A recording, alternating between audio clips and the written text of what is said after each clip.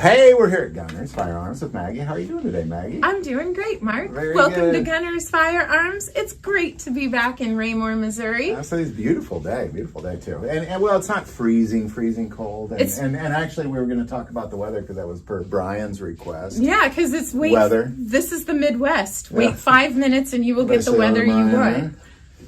Brian, weather thoughts. It's going to get cold. It's going to get chilly. Make sure you don't put your coats away yet. It is Missouri. There's going to be ice and snow by the middle of the week. Hell Will the kids have school or not? That is the question. One of my least favorite things to do as a principal is call snow days. Why? Because here's the thing. If it snows, half of the population of students and parents are going to hate you because it snowed. Because it snowed, half of the population of the students and parents are going to hate you. Because if you call a snow day, half of them are going to hate you. If you don't call a snow day, the other half are going to hate you. And so in the end, you just might as well do what's right. Yeah. Wow! That ties in perfectly to gun sales and everything as well, because if you have something you're pissing off people, 50% of the people either way. Yeah. Either you do not have what they are looking for immediately on your shelf or in stock.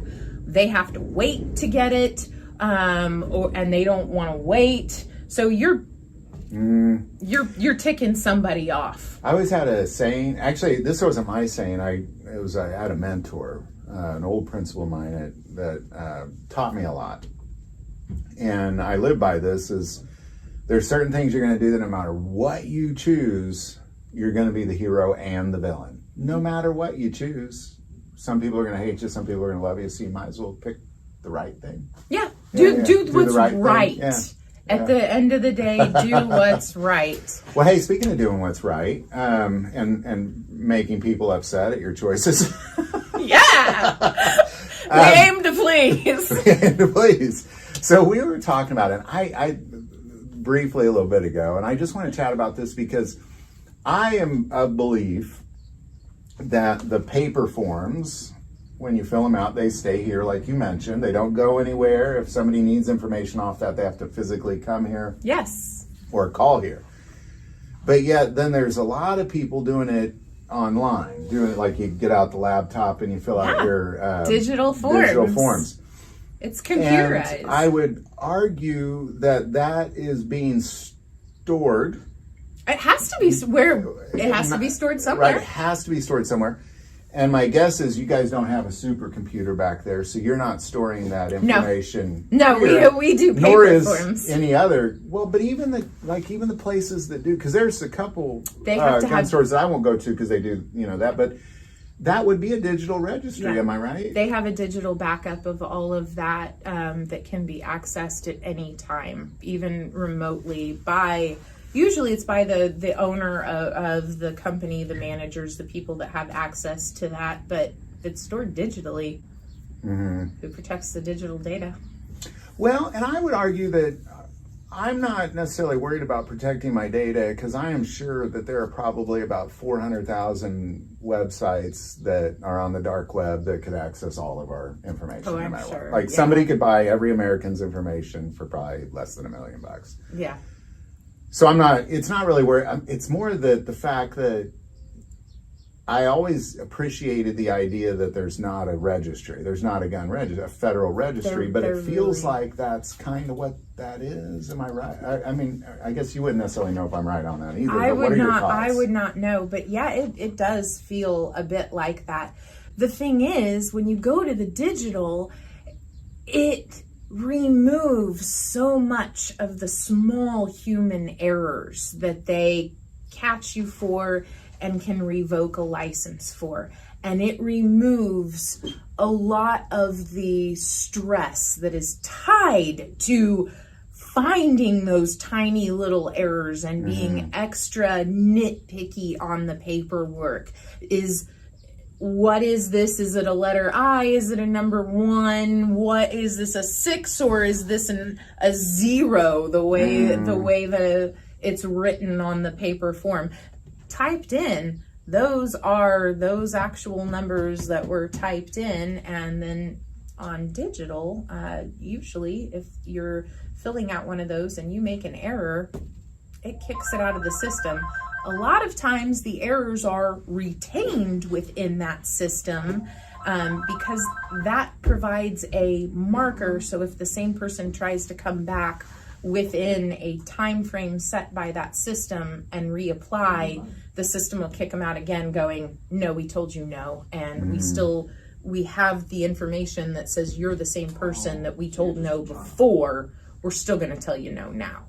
So it's really more of a choice by the FFL itself on whether they do that or not? It is totally an FFL's decision on whether they want to go paperless and do everything digitally, or if they would like to operate on a paper system. Let me ask this, is there any sort of like pressure to go digital, or it's just kind of like it's up to you, nobody really cares, it's your choice, we're just offering you this other option? It is a very tempting option. Sure, I get it. Very tempting option because of the reduction of stress. This is a very high stress job. I did not have gray hairs before I started this job. I actually do have gray hairs. Sometimes can be seen in certain lighting, but I swear to God, they really are there.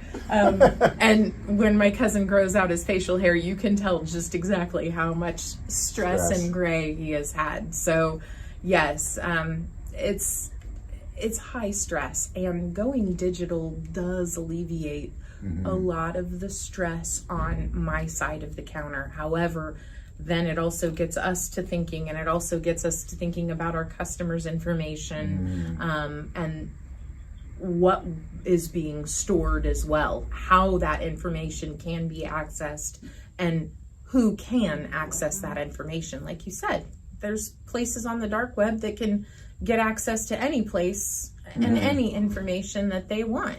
And that's not my realm of expertise. So I wouldn't know anything about how to go about finding all of that, but I'm assured that it could be found. Okay, well, I guess let me ask you this. So there's no necessarily like pressure to do it. It's just we get this other than, wow, that would be nice, because then I don't have to worry. Exactly. And the pressure would come if you have, let's say, for whatever reason, you have a terrible audit, and the audit is like, you know, hey, it's these same little things that you're not catching. But if you pushed on a digital system, that system catches those errors for you.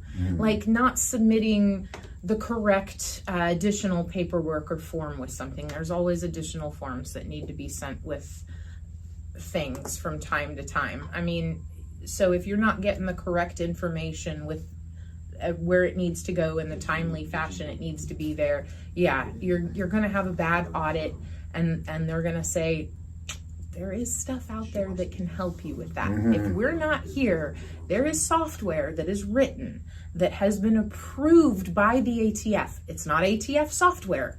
It is software that has been approved by the ATF. Have you ever heard where that information's being stored? Like, has an agent ever told you, or have you ever asked, or has that ever come up? It's not ever come up because I have not yet had the experience of working for an FFL that records digital data. The only digital data I think I have is a little tiny standalone cash register that will scan the information on a driver's license, which has the name as it appears on the driver's license and the address that is on that driver's license. That's the only information I can take off of that. And then I have to manually add in your contact phone number in there so I can print you a receipt that has your correct information and the make, model, serial number. It's more for tax reasons, less for FFL reasons. Yeah, it's just proof of purchase for the buyer, and for the seller saying yes, you know, and for our, like I said, for like you said, the IRS, for our taxes that we do have to file. So, yeah. So if do you have customers that, or have you heard of people saying, well, I will never do, or do you think that's a deterrent for people? It really is a deterrent for some, and I have. So it's a convenience, but a deterrent. I've heard both, because we do have customers that go, well, I used to go to this store. I really liked this store. I like their stock. I like their selection. I love the people, but they went digital, and I'm not at that comfort level yet to be able to. Or maybe they just aren't fast typers and don't want to sit there tying up a computer for an hour and 45 minutes just to sit there and peck in their name and address. So I don't know what your individual experience is with paper versus digital, but some places are still paper, some places are digital, and you have the option to pick where you want to go, where you want to spend your money. Doesn't matter which way you do it, digitally or paper.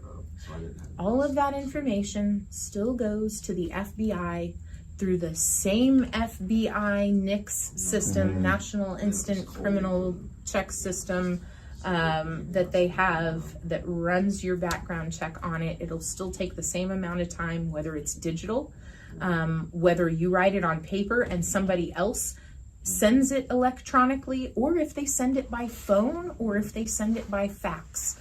All of that information still gets to the same database. I guess that's kind of what I was getting at, or what I was thinking is like, because even if I fill out a paper form, the FFL still has to go in and put the information in. We still transmit that data to the FBI. Right. Whether if you call it in it on the phone, you have somebody at a call center that still is putting that information, the exact same questions that they ask. Now, here's the thing, though. I will say, when we call into the system, or when we transmit data electronically to that system manually, transmitting from paper to digital format, they don't ask us every question on that test that you're filling out.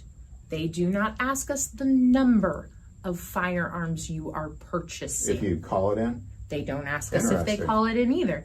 They do not ask us the serial numbers on everything you are.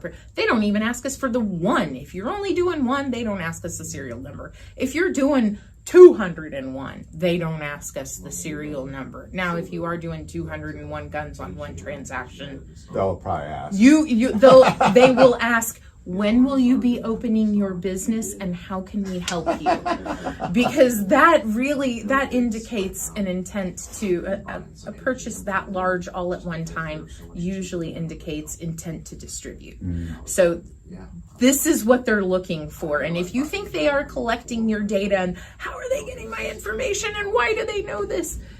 They're only going to get that information if your gun turns up used in a crime. Gotcha. And then they're going to have to, like, if your gun is stolen and used or something, trace it. Yep, and then they just reverse trace it through the manufacturer. It goes down the line until they call that gun store to physically go into the back room and pull that paperwork and say, yes, I can prove that Mark is the owner of that firearm.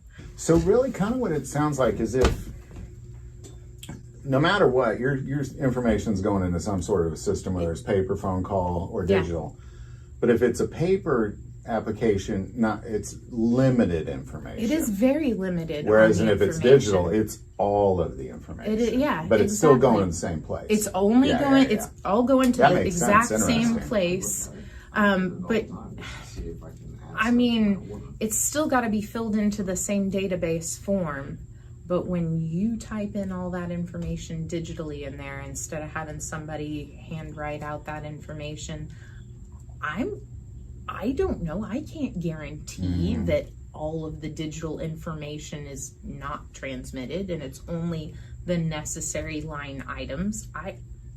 Gotcha. But I can, if we're filling out paper forms, I can tell you that I'm only gonna fill out and send the information that's required. I'm not sending any additional information. Interesting. Well, that's good stuff. Well, gosh, Maggie, thank you so much for that. I appreciate it. You're so welcome. Fascinating. Because I thought the same thing. I thought, well, no matter what, it's going to the same place, but that's interesting that it's a lot more, it's everything if you do it digitally. I love you guys and girls that come in thinking that they know every serial number you've ever bought. No. I mean, if you give them a lifetime, they can look it up. But it'll maybe take a lifetime. It would. Every single paper record and everything that they'd have to go through. But as things go digital, more information is stored and can be stored in smaller spaces. So it's not systems of caves holding file boxes of paper forms anymore. All right. So. Well, that's great. Thank you, Maggie, for all that information. I appreciate it. You're welcome. All right. Well, we'll just keep on chatting. Let's keep chatting. Bye-bye, guys. And we'll see you next time.